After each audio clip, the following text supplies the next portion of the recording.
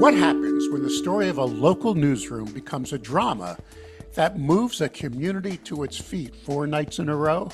Today, we're joined by Ken Tingley, a journalist who spent more than 2 decades leading the Post-Star in Glens Falls, New York, a Pulitzer Prize-winning Lee paper that told the hard truths to the community for years and ultimately watched its own walls close in as the industry changed. Ken, it's an honor to have you here. Thank you. Well, thank you, Mike. I really appreciate it. And as I said, I've go way back with Editor and Published to the days when I used to scour the classified ads looking for the next big opportunity. Well, you know, if I always say, if I had $1 for every old war story from E&P, I could retire. Ken, you wrote a memoir titled The Last American Newspaper, which I guess is kind of a love letter to the newsroom and the stories that you told over the years. But then you did something most journalists don't even think of. You turned the memoir into a stage play that debuted over the summer at a theater festival in Glens Falls. Is that correct, sir? That is correct. The Adirondack Theatre Festival. My word, you had sold out performances. This wasn't just your staff coming to support you. The community came and watched this? Yeah, there was originally scheduled 3 shows, and they had so much interest, they added a 4th show, and then they all sold out. And so it was over 100 people in each of the performances, and they were adding chairs right up until the last minute. So we're going to talk with Ken about what it means to put journalism on stage, what we risk losing if we don't act and act now, and what it's like to put news under the lights for a change. Let's stick around, and we'll talk to Ken right after this. Hello, my name is Walter Hussman.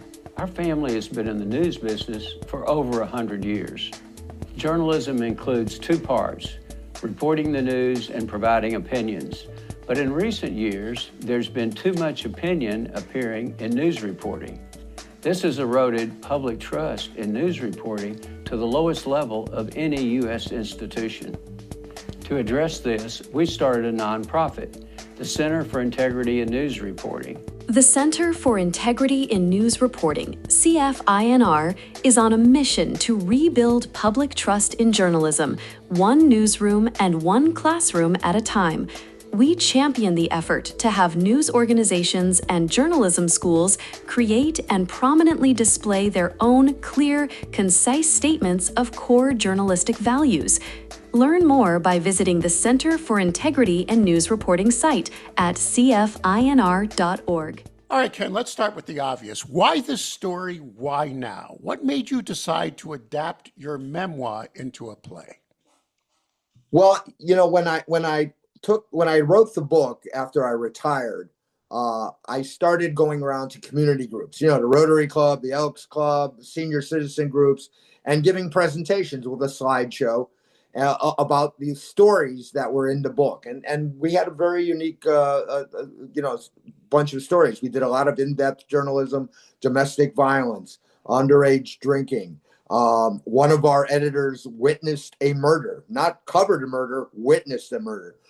So there was a lot of unique things. And what I found when I was giving those presentations was that people seemed to be emotionally moved by the stories of these of the coverage of the newspapers. They remembered them. They sometimes knew some of the people involved, and that really struck me. I said, I'm not that good of a speaker to believe I'm moving some of these folks to tears, but the stories were. And that gave me the idea of, after the pandemic, when all the theaters were struggling to fill seats, what if we tried a local story about newspapers? And I had come up with the title, The Last American Newspaper, certainly in the last 5-6 years of my career, because of what we were seeing and reductions in staff and size of the paper.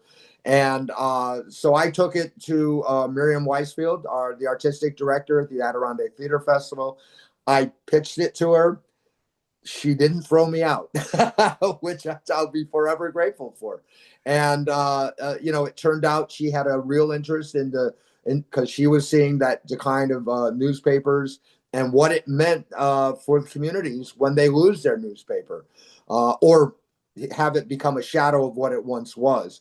And, I think that's been the most gratifying part is there's so many people in the community who really want that news presence. And, they really lament the fact that what they had is now kind of gone. All right. Well, okay. So the play itself, you had to condense over 20 years of journalism Yeah. into just 2 hours. That's got to be hard. How Oh, did you yeah. make the decision? Did you have like notes on the wall? This one's in, this one's out. What made you say that's going to be on that stage, and I'll leave this one in the book? What was it? Well, I think it's and again, I'm coming into this. I'm a journalist. I'm not a person who knows a lot about theater. Miriam, to her credit, introduced to me something called documentary theater, which is essentially where you take real stories of real people and you put them on the stage. I had 29 chapters in the book, so you're absolutely right. It was really difficult. So part of the thing is, well, you can only. I think we started out with 4 characters, because it costs money every time you add a character. People don't think of that. And I think we ended up with 6 characters. So how do you tell the story that's essentially going to be only in the newsroom with 6 characters? And how can you tell those stories? We had a sinking of a tour boat on Lake George here. Well, I couldn't really, we couldn't really show that very well in on the stage. So my goal was to really kind of introduce people to not only the characters and the passions of people in the newsroom, but also to kind of that newsroom dynamic, that kind of, there's the dark humor, the arguments that happen, but yet we're all kind of still on the same team. And to try to really portray that, and of course, the triumphs and tragedy. And the whole first act is about some of the great stories we did and the effect it had on the community. And then, of course, the second act is kind of dealing with the cutbacks and how the staff is dealing with, seeing their roles kind of diminished, Recently, CNN, I wanted to go to New York and see Good Night and Good Luck. And the tickets were like, even in the nosebleed seats, like $1,000 a seat. It was hard. It just did not. So about CNN put it on. Did you watch that? Did that influence you at all?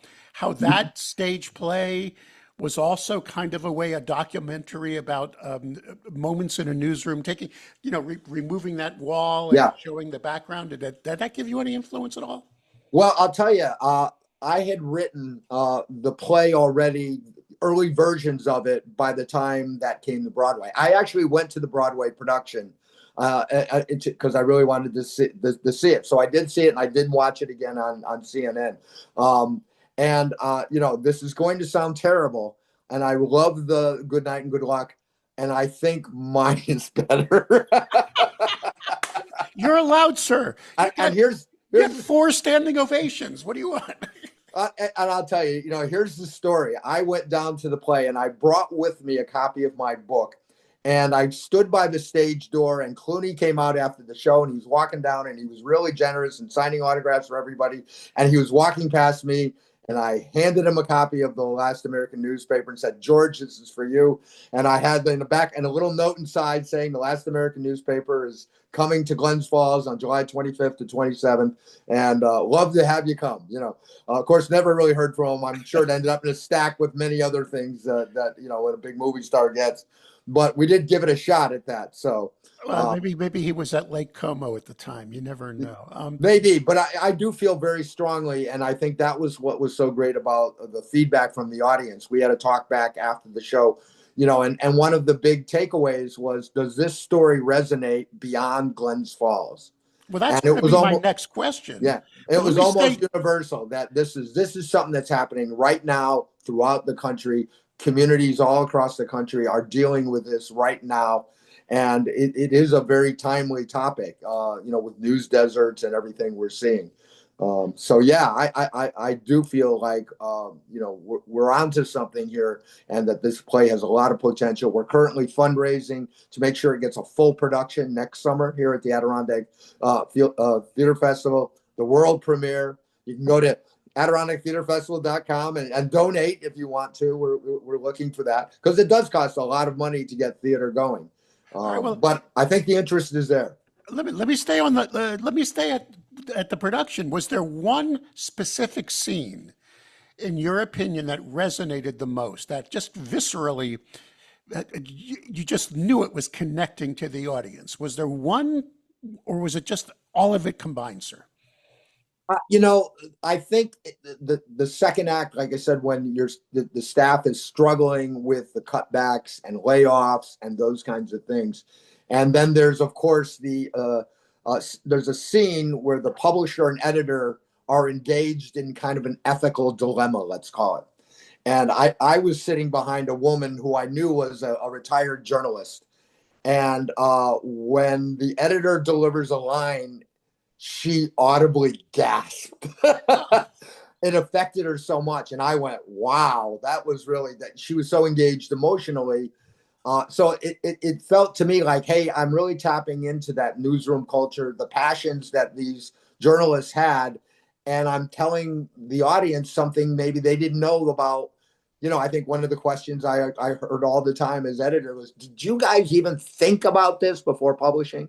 Yeah, we often thought about it a lot and argued about it and fought about it. And you know, and I think that was a glimpse behind the curtain that people had not seen before.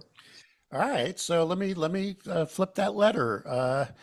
You have described this as a metaphor for what's happening across the nation and actually across the world now.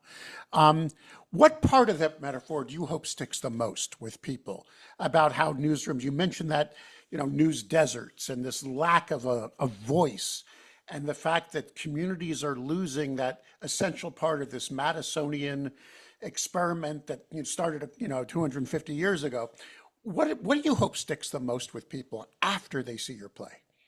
Well, I think I'd like them to have a better, I guess, understanding and appreciation for reporters who do this work at all levels. You know, we all hear it about, oh, you can't trust the media and there's fake news, and that fake news thing just sticks, and it's a horror for folks like me.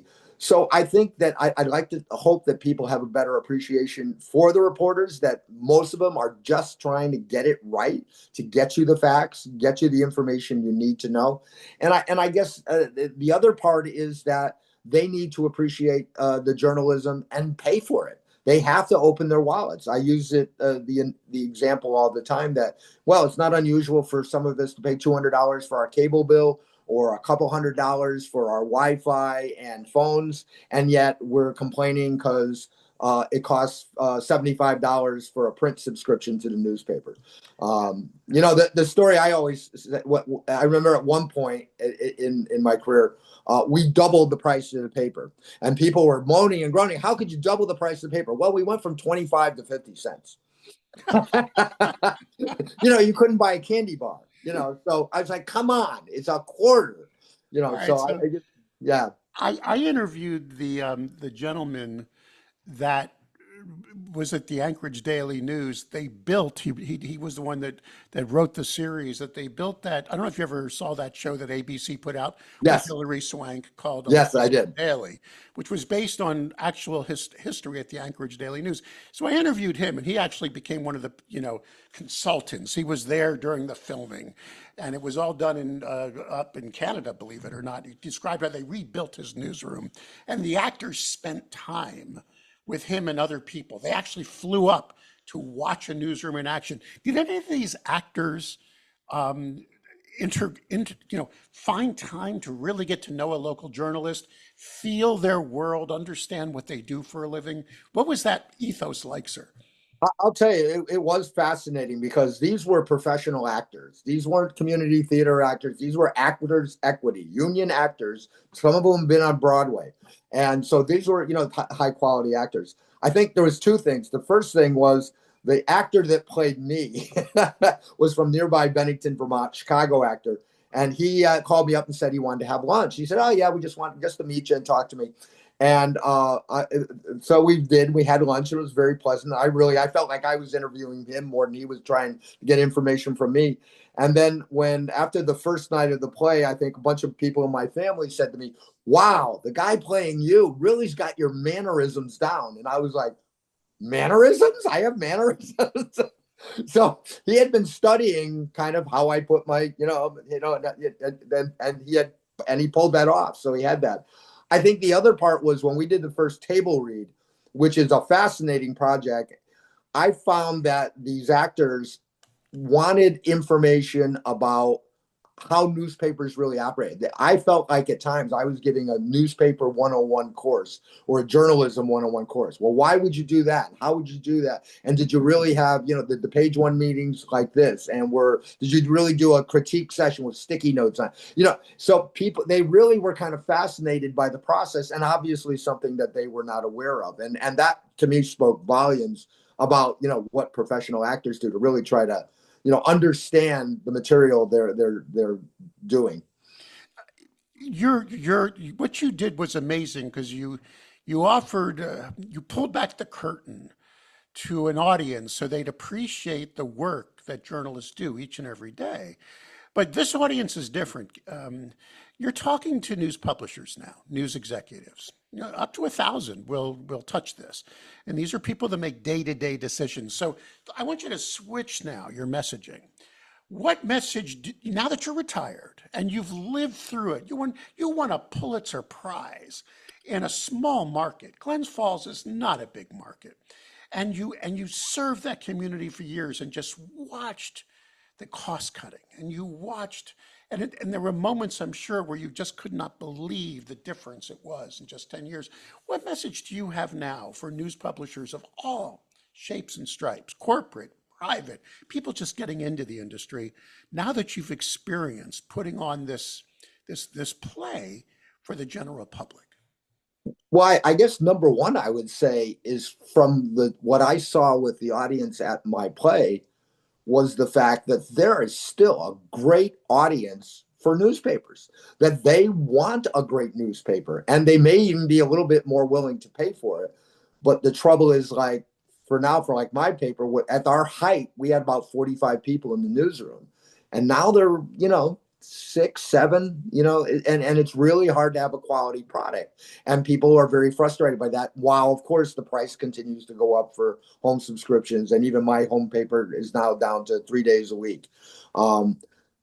So yeah, I still think that's there. And I think investing in the journalism is the key. And you have to, I wish, we had done more of that, back 20 years ago, when they were kind of, like we started out with a paid website back in 2000 or the 1990s. And, the corporate folks took over and they decided, no, we're going to have a free website because that's the new model. We gave away 1,200 paid subscribers. We thought, well, that's just silly. Why did you do that? You got them paying for it. The product's great. Keep them paying for it. But, that was just, those decisions are made. But I do think that there's a hunger for the journalism. There's a hunger for in-depth journalism. And, that's just painfully obvious that's not being done much anymore. And where you get the investment money to do that. I mean, I understand the predicament so many are in with debt and everything. But Ken Tingley, retired head of the newsroom of the Post-Star, Glens Falls, New York, Pulitzer Prize winning journalist who is now not only an author of a memoir, but a playwright, which is interesting. Successful playwright. We have a feeling this puppy may be on the road. We may be seeing you in New York someday. We wish you well. Love the fact you were able to tell this story at a very timely time. And more importantly, keep writing, sir. I think there's more coming from you. I don't sense retirement in you right now. I sense energy and future. Well, like so many others, I'm also writing a Substack column called The Front Page, along with one of my former colleagues. So I'm out there trying to fill in the gaps in my community because they do very little commentary and very few columns and editorials. So I'm trying to give the news context. So still trying to contribute in that way. Thanks for your time, Ken. Thank you, Mike. It's been a pleasure.